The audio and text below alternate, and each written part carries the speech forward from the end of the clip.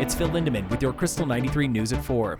A bout of road rage on Highway 9 earlier this month led to 7 criminal charges for the man who reported it. Sheriff's deputies believe the man was drunk when he allegedly tried ramming his pickup truck into another man's vehicle. The pickup driver called police, and then he tailed the car to the Farmers Corner trailer park where the two men started yelling at each other. The whole thing was caught on camera. The yelling turned nasty when the pickup driver started using racial slurs before deputies arrived and diffused the argument. The pickup driver was booked for DUI and bias-motivated crime, plus more. State lawmakers are giving Governor Polis the power to slash tens of millions from the state budget in their latest attempt to offset impacts from President Trump's big, beautiful bill. This morning, the governor cut $36 million from Medicaid reimbursement, plus $12 million for higher education. He did not touch funding for public schools or public safety.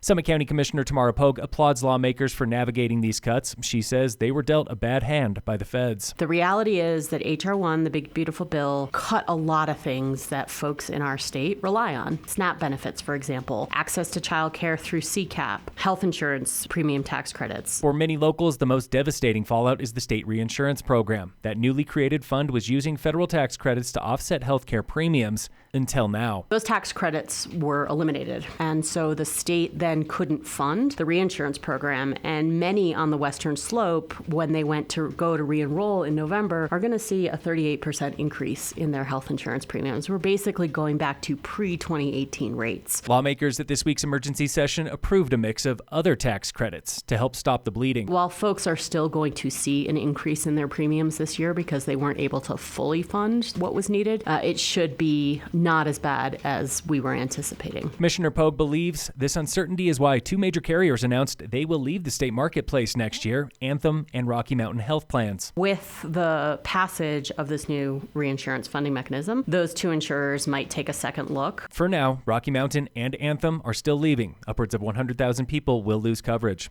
Summit County Rescue Group is cutting the ribbon on its new headquarters in Frisco. That $7 million facility is 5 years in the making. It comes with gear storage and training space.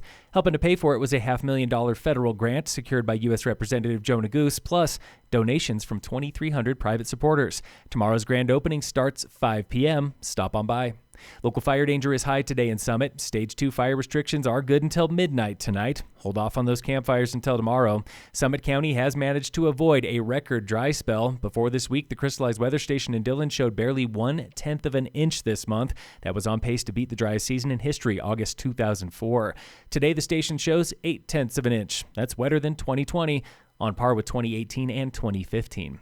In sports, the Rockies lost to the Astros today 4-3. And in local sports, back on the pitch today at Summit High for an inter-squad scrimmage is the Summit girls rugby team. They're playing the annual green vs. white game.